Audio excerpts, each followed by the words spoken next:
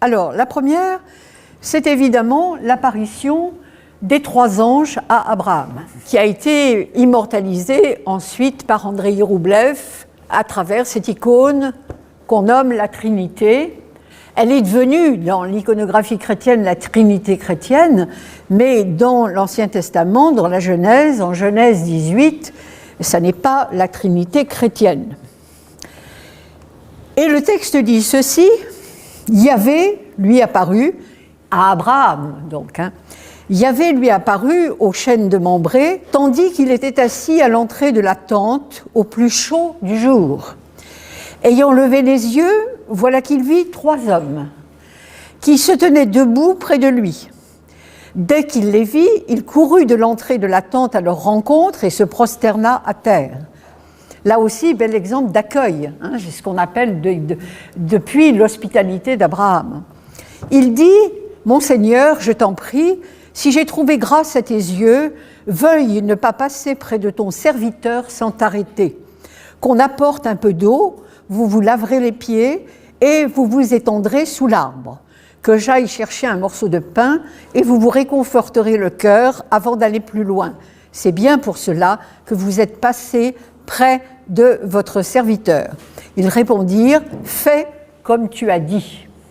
Bon. Scène mémorable, là aussi, qui a énormément marqué notre imaginaire. Et que signifie-t-elle dans le contexte?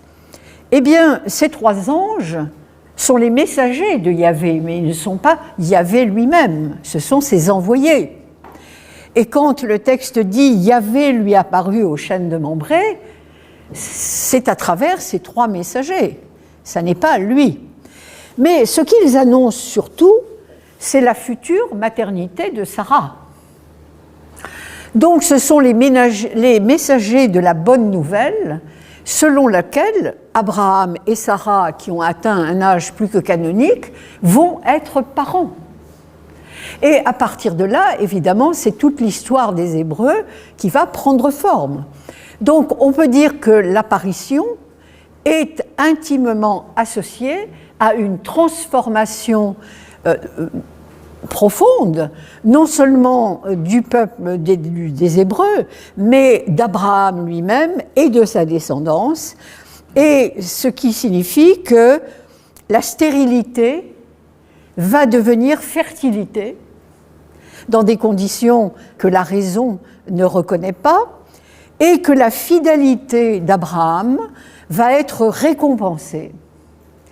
Alors que dans le livre de Job, nous assistons à l'inverse, c'est-à-dire que la fidélité de Job sera durement éprouvée, mais sans doute pour donner naissance à une fidélité plus grande encore, c'est-à-dire une fidélité qui n'attend plus rien et qui est prête à accepter toutes les épreuves qui lui sont envoyées par Dieu.